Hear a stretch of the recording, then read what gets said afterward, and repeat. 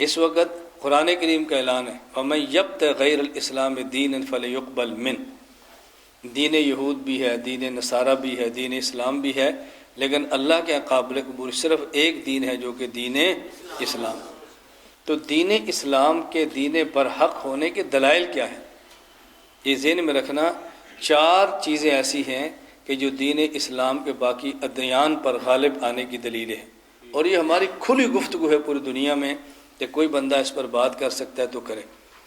یہود کہتے ہیں ہمارے نبی کا کلمہ پڑھو، نصارہ کہتے ہیں ہمارے کا پڑھو، اور ہم کہتے ہیں ہمارے نبی کا پڑھو، ہمارے نبی کا کلمہ پڑھو، کسی کا نام اسلام ہے۔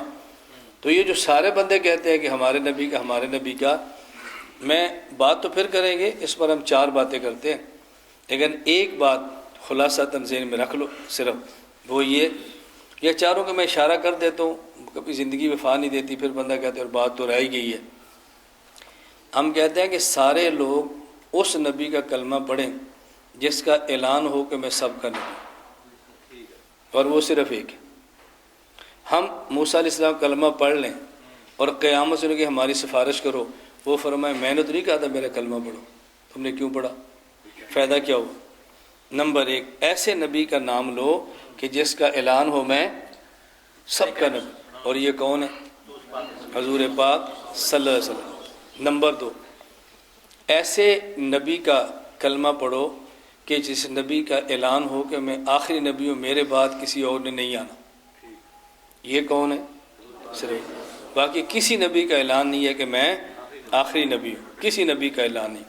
نمبر 3، کلمہ ایسے نبی کا پڑھو کہ جب اس سے دلیل مانگے تو اس کی دلیل بھی مل جائے، معجزہ، اور وہ کون ہے؟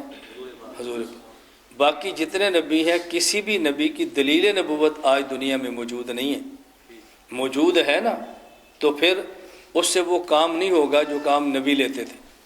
موسیٰ علیہ السلام کا عصا آج بھی موجود ہے، اور میں نے اپنی آنکھوں سے دیکھا ہے، ترکی میں نے دیکھا ہے موسیٰ علیہ السلام کا عصا کی، میں نے زیارت کی، بالکل قریب سے ہم دیکھ کر آئے۔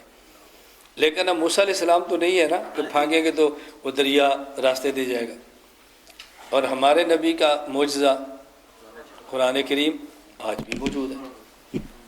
نمبر 4، نبی کا کلمہ پڑھنے کا مطلب ہوتا ہے کہ نبی کی تعلیمات پر عمل کریں۔ کسی ایسے نبی کا نام لو جس کی تعلیمات آج بھی محفوظ ہوں، وہ صرف ایک نبی حضرت محمد مصطفیٰ صلی اللہ علیہ وسلم۔